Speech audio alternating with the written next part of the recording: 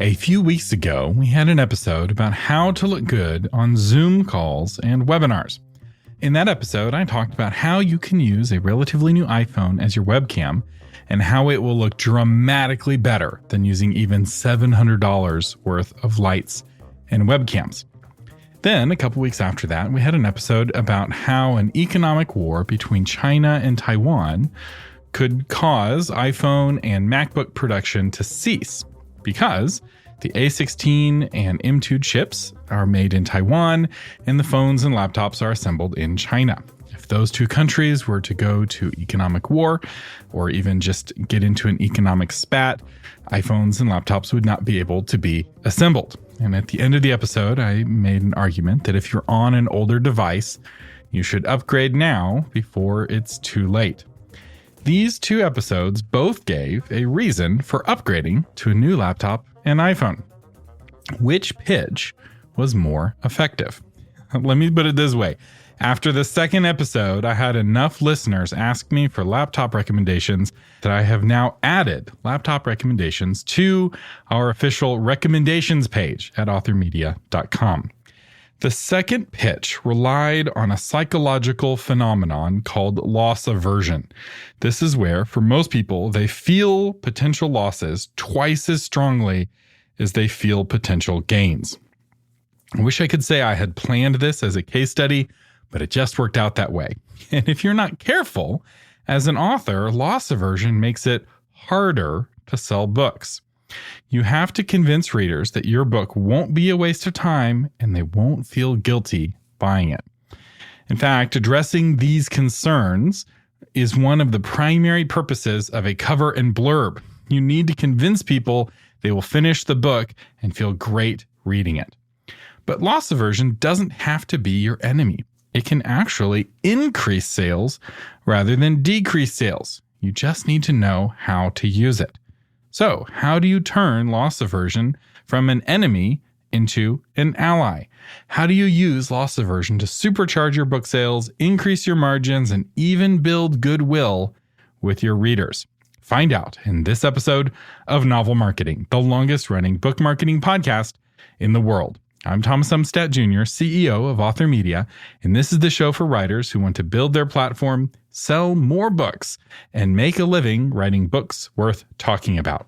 This is one of our marketing psychology episodes, and when I talk about marketing psychology, I like to start by talking a bit about ethics. Why? Because marketing psychology is so powerful that it can be used for both good and for bad. And I want you to use it for good. A scalpel in a surgeon's hand is a tool of life. In a murderer's hand, it's a tool of death. The tool has not changed. It's how it's used that makes all of the difference. The more influential you become, the more seriously you need to take that influence. And marketing psychology is like an influence superpower. So I'm about to put a scalpel in your hands, and I want you to use it with a good conscience. So how do you know if you're using loss aversion ethically? I'm going to give you two ancient guidelines. Again, I didn't invent ethics. So the first guideline is do not lie. Psychology plus deception equals poison. In order to make good decisions, people need to know the truth. And the more you color the truth, the harder it is for people to make good decisions. You don't make decisions for people. Don't assume that you know better what someone needs. They know what they need, and they need the truth to be able to make that decision.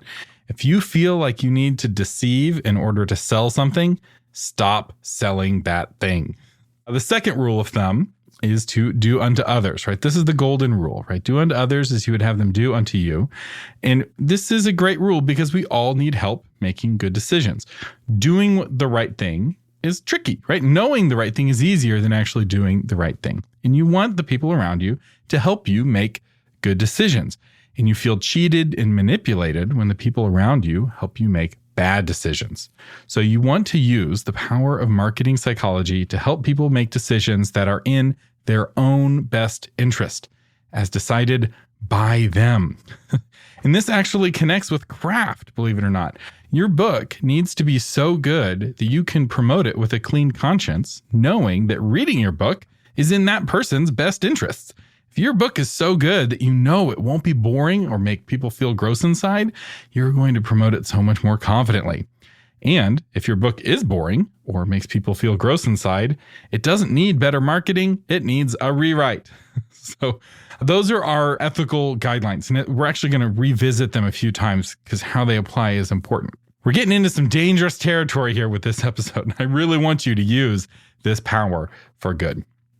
So let's get into the science behind loss aversion. If you ever took a psychology class in college, your professor may have demonstrated loss aversion. There's a famous classroom experiment that professors do where they'll hand out free coffee mugs to half of the students, right? So now you have a mug, and some of the students have a mug and some of the students don't have a mug.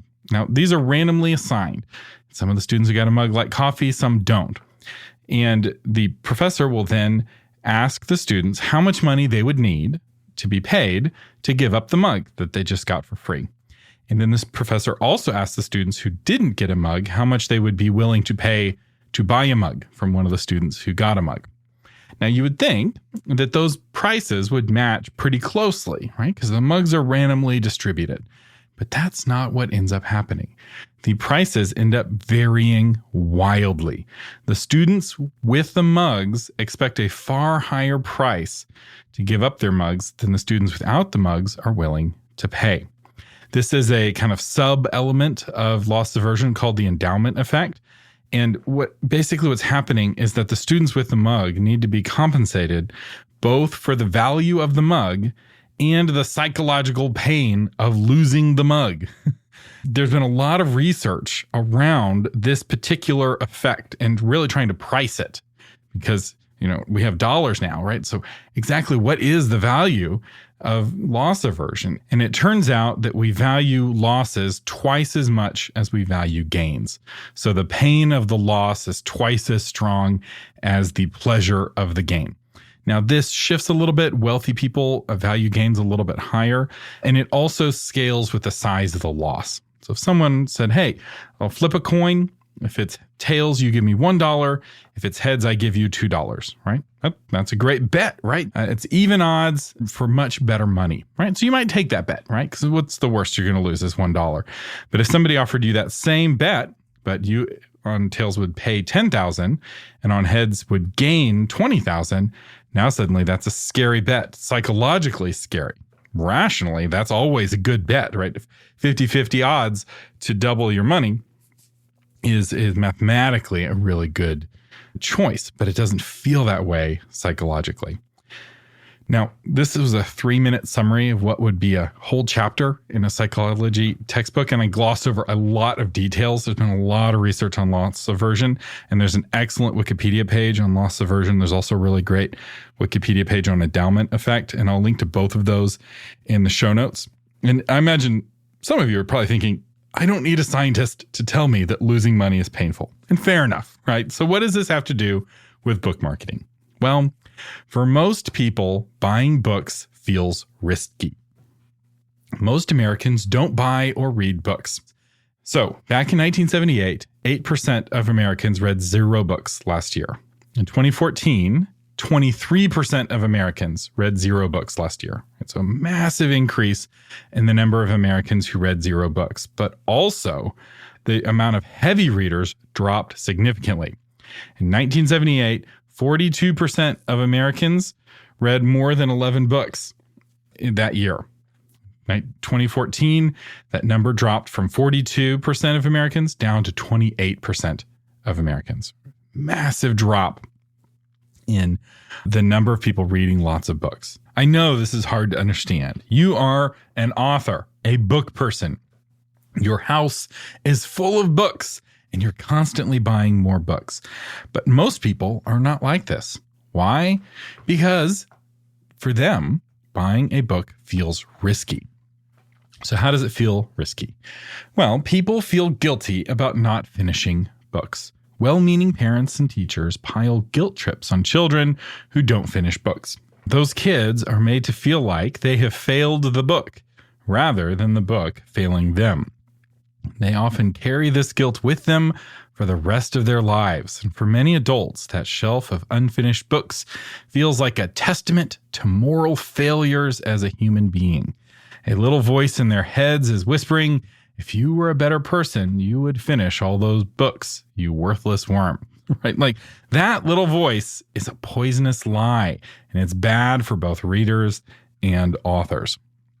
Now, big book buyers, the kinds of people who buy lots of books, they realize that if they're not enjoying a book, they don't have to finish it. This realization makes buying and reading books fun, right? Forcing yourself to read a book you're not enjoying makes you hate reading and hate yourself. So if this is you, I would like to give you permission, with my authority as a man with a microphone, to not finish the books you are not enjoying. I absolve you of all guilt.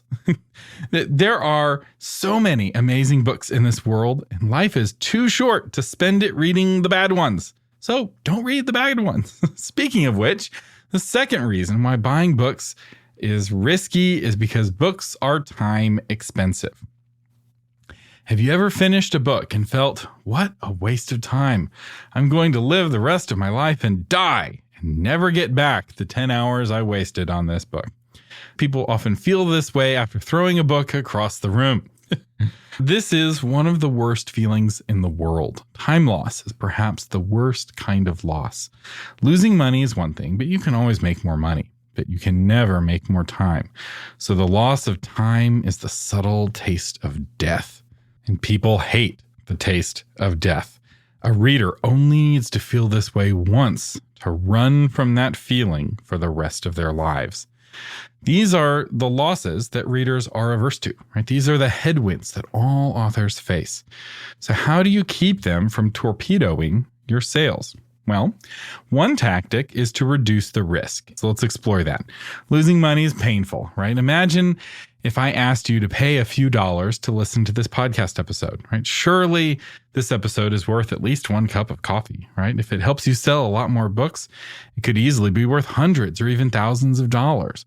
But the pain of paying even a tiny amount of money is so high, most people won't do it, right? That's why this podcast is free. It's able to help far more people being free than it could be being a paid podcast. Only a tiny fraction of listeners give back via Patreon.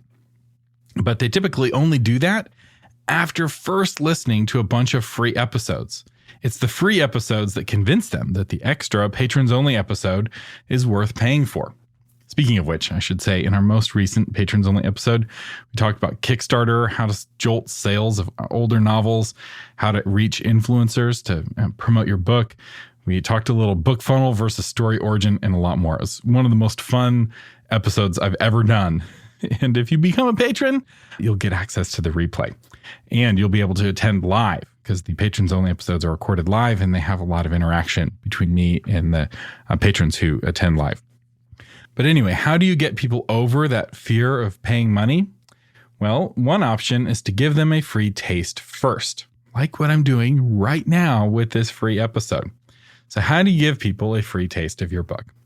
Well, one way is with a free chapter, right? Imagine you're at the grocery store and the lady's handing out fresh strawberries. After you taste a ripe strawberry, you suddenly want to buy a box full of strawberries. This free sample strategy is the reason why physical bookstores allow readers to walk up to any book and start reading it right there in the bookstore. In fact, many of those bookstores have a coffee shop with tables, and you can go and sit in the coffee shop and read a book you have not paid for. Why on earth would they let you do this? Because the more time you spend reading the book, the more the book feels like your book. After a while, you're not thinking about the money you'll lose buying the book. You are thinking about leaving your book there in the store and not knowing how it ends. That becomes more painful. So you avoid the loss of your book by spending the money to find out how it ends. This is why Amazon really encourages authors and publishers to put the first chapter for free on Kindle Instant Preview. It's because Kindle Instant Preview boosts book sales. In fact, I recommend embedding Kindle Instant Preview on the book page on your website, which you can do very easily if you're using the My Book Table WordPress plugin, and I'll have a link to that in the show notes. Readers expect to be able to read the first chapter for free, so not offering the first chapter makes a book look like it has something to hide. So what else can you do other than a free sample chapter? Well, another option is a free short story. give readers a free taste of your writing with a short story. This is not just a taste like with a sample chapter. It's a complete meal, right? A short story, if well written, has a satisfying and emotionally resonant conclusion. Most authors will turn these short stories into reader magnets by requiring readers to sign up for email updates in order to get access to the short story. And with this method, the perk is that you're not only introducing people to your writing, potentially your characters in your story world, but you're also building your email list at the same time. I have a bunch of episodes on this, and I'll link to them in the show notes. One is how to grow your email list using delicious reader magnets with Tammy Labreck. One is how to create a reader magnet. And one is how to write short stories with James Scott Bell, one of our very few craft episodes on this podcast. I don't talk a lot of craft on novel marketing. This is more of a marketing podcast, but short stories are so powerful for marketing. I felt the need to do an episode just on short stories. Another way you can make your book seem less scary to buy is to get someone's friends to start talking about the book. So how do you get someone's friends to talk about your book? Well, you give it to them for free, of course. So making your book free for a short time can be an incredible way to reignite buzz for an older book that's dropped out of the conversation. This is a tactic called free pulsing, and we have an entire episode about how to free pulse your book. But here's the quick summary. With this method, you drop the price down to free for just a couple of days, and you promote that price drop on email newsletters like BookBub. This creates a huge surge of downloads. It's not uncommon for a free pulsed book to get thousands, sometimes tens of thousands of new readers. And then after a couple days, the book goes back to its normal price. And as those tens of thousands of readers are reading your book for the first time, you get an echo boom in paid sales as those people talk about your book to their friends. So it's a great way to supercharge the buzz about your book and reduce that fear, right? Because it's a lot less scary to buy a book that all your friends have already read and vouched for. Free pulsing also is really good for increasing the number of reviews on Amazon because all those free copies count as verified purchases. Even though they paid $0, they went through the transaction on Amazon and got the ebook. So Amazon knows they really do have that ebook, and it really increases the number of reviews. Now, there is one final form of free, and that is perma-free. This is where you make the book permanently free. And you're like, permanently free? How on earth can you make money off of a permanently free book?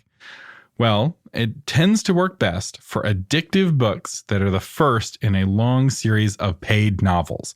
So if your novels are hard to put down with compelling characters and cliffhanger endings, you may see your revenue overall increase by making the first book free. A free book eliminates the pain of losing money, and interestingly, it often also eliminates the pain of not finishing the book. People don't feel guilty about the uncompleted free books on their Kindles the way they do about the physical books on their bookshelves. So psychologically, giving a free book a chance is a way easier effort. You're not risking as much as a reader adding a free book to your Kindle as you are going to the store and buying a book that you now feel psychologically obligated to finish, whether you're enjoying it or not. Oh, what a toxic relationship with books. Okay, so that's one way of kind of mitigating loss aversion as a force opposing you, right? The wind is blowing in your face. These are some ways to fight it. But how do you get the wind in your back? How do you get loss aversion to actually help you sell more books? Well, that leads us to our second tactic, which is reverse coupons. But before I talk too much about reverse coupons, I need to briefly talk about inflation because these are very closely related. So inflation's really high right now, and despite the spin that the politicians are putting on it, it's not going down. So while top line inflation is growing slower than it was before, the core inflation rate, which is what the Federal Reserve looks at and what really is more important in many regards, is actually not just not going down, it's continuing to go up, We've had 2 months of core inflation growth as I record this with the latest numbers. And I'll have a link to an article all about it at USA Today if you want to read more about core inflation, if you're into that sort of thing. But I'm going to give you a kind of a quick cliff notes. So inflation works like interest in that it compounds on itself year over year. So if we have 6% inflation for 4 years, that's the same as having 26% inflation for 1 year. And 26%, that's the difference between a $4.99 ebook and a $5.99 ebook. So even if inflation doesn't go up more, it just stays at 6%, and we're not down to 6%, we're at 6 and change, depending on which inflation numbers you're looking at. That means you're going to be making as much off of a $5.99 book as you used to be making off of a $4.99 book. Or put another way, if you keep your book the same price, you're getting a 6% pay cut every year, and that pay cut compounds year over year. So you're eventually going to have to raise the price of your book, especially if you want to be able to profitably advertise that book, right? If you want to be able to buy ads and keep getting readers, the book's got to be profitable, and that's going to mean raising the price, right? The rising tide of inflation raises all the boats eventually. So how are you going to raise the price? Are you going to do it quietly in the dead of night and hope no one notices?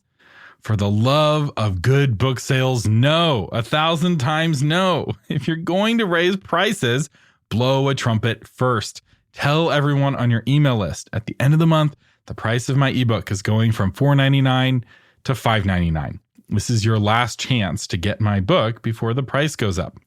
Readers are about to lose the ability to get the book at the current lower price. This makes not buying your book feel like the loss. Suddenly, loss aversion has become your friend. Knowing the price is about to go up also adds valuable urgency and anchoring, which are 2 other marketing psychology principles, and I'll link to the episodes on those points in the show notes. And the combination of all of this inspires readers to take action now. But is this ethical? Well, let's look at our 2 rules. The tactic of announcing a future price increase is honest, right? As long as you're telling the truth, right? You say you're going to raise the price, and then you do raise the price. Does it follow the golden rule? I think so. Wouldn't you prefer if a gas station posted both today's price and tomorrow's higher price? Right? That is doing unto others as you would have them do unto you. And I will say, I recently had a reverse coupon on my course, Obscure No More. The course was in beta as I was working on it, and it had a significant beta discount. The beta discount was coming to an end. So I didn't end that discount in the dead of night. I gave everyone a lot of warning, right? I had 2 months of reminders and announcements and webinars letting everyone know the price is going up, the price is going up. This is your last chance to get the course before the price goes up. The result was that we had the 2 best sales months Author Media has ever experienced. And since the price went up, I've had 0 authors complain that the price went up. Why? Because they all had plenty of time to get the course before the price increase. Now, I should say the price increase was not because of inflation. The plan from the beginning was to charge full price for the course once it was ready. And I may need to raise the price again, at some point in the future due to inflation, right? The future is uncertain and inflation may continue. And let me tell you that if I do have to raise the price on this or any of my other things, I'm going to blow a trumpet first. I'm going to give everyone lots of warning to buy it before the price goes up. I feel like this is the golden rule method, and it really helps bring in more sales, right? It's good for readers and it's good for authors. Loss aversion is also the power behind scarcity. So a lot of these marketing psychology principles reinforce each other. Like once you start understanding the psychology of marketing, you realize how they're connected.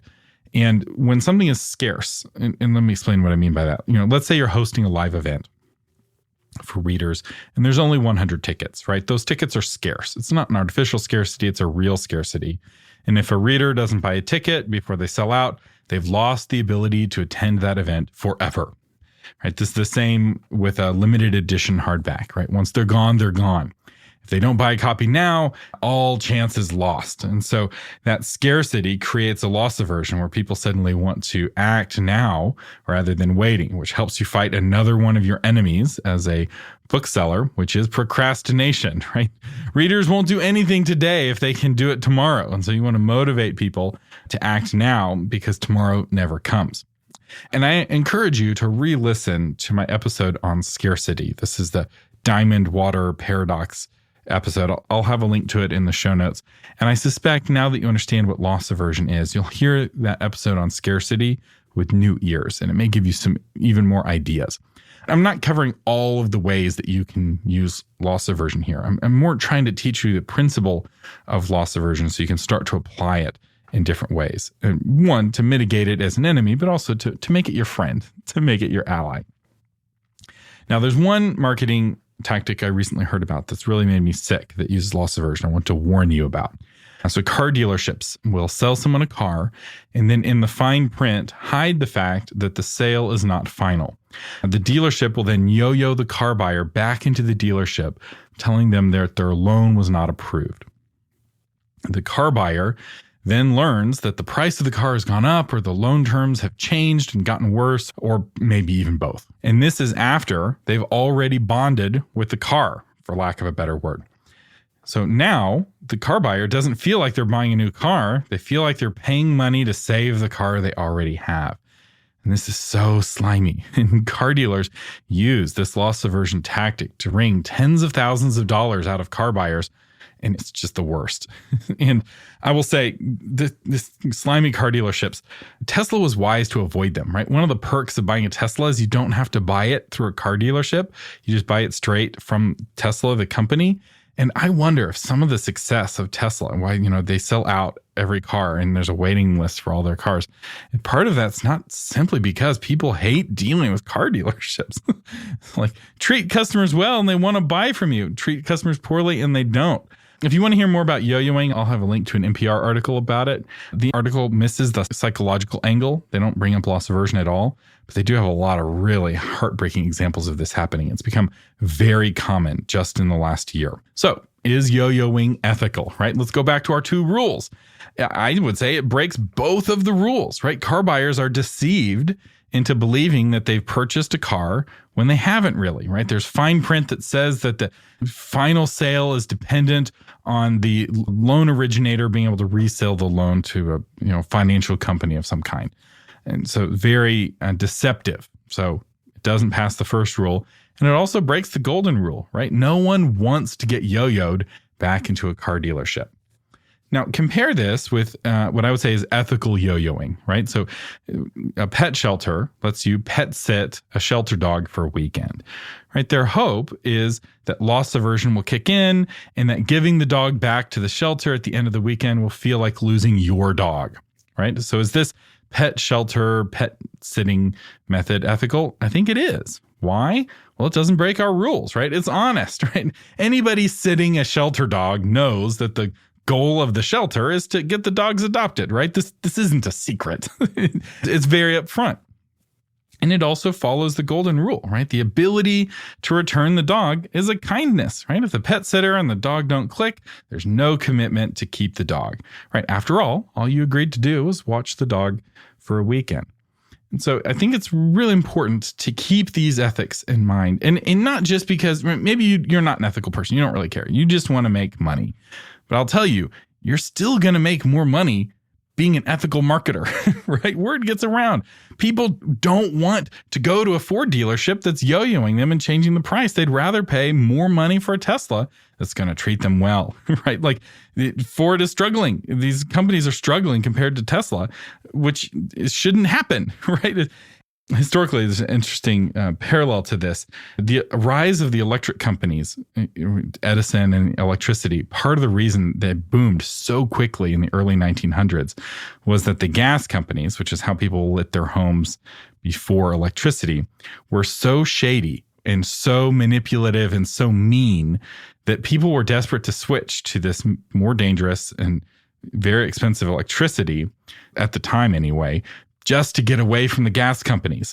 So don't be the 1905 gas company in New York City. Be the 1905 electricity company that's going to treat people well. You treat your readers well, they're going to treat you well. I've put together an entire course on marketing psychology, and I'm announcing it right now. So this is a brand new course that teaches everything that I have to teach on marketing psychology. I'm putting the final touches on it right now, but I'm going to make a point to have the sales page for it up where you can get it once this episode goes live. But you might already have access to this course. So I've decided to include my marketing psychology for authors course, name pending. I might come up with a cooler name for it. But whatever the name ends up being, this course will be included in both Book Launch Blueprint and in Obscure No More. So if you're a Book Launch Blueprint student or alumni, you already have access to this course. If you're a current Obscure No More student, you already have access to this course. And if you are on the fence about signing up for the Book Launch Blueprint this year, let this be what pushes you over the edge, because this is one of the nice perks. Signing up for the Book Launch Blueprint is you get access to my Marketing Psychology for Authors course that will take you not just through loss aversion, but all of the other psychological methods of influencing readers to want to buy your book. Our featured patron today is C.L.R. Peterson, author of Lucia's Renaissance. Heresy is fatal in late Renaissance Italy, so only a suicidal zealot would so much as whisper the name of Martin Luther. But after Luther's ideas ignite a young girl's faith, she must choose: abandon her beliefs or risk her life in the turbulent world of late 16th century Italy. C.L.R. Peterson, thank you so much for being a patron of the Novel Marketing Podcast, for being that tiny fraction that do go through the pain of giving money back to help keep this podcast on the air. I know that spending money is painful, and I appreciate that you're willing to spend a little bit of it on this podcast. We couldn't do this without you. The Novel Marketing Podcast is a production of Author Media. The audio engineering is by William Umstadt. The blog post version is crafted by Shauna Lettler, and you can find that blog version, including links to everything I talked about and even some graphs and some pictures, at authormedia.com/361. I'm Thomas Umstadt Jr. saying thank you for listening, and live long and prosper.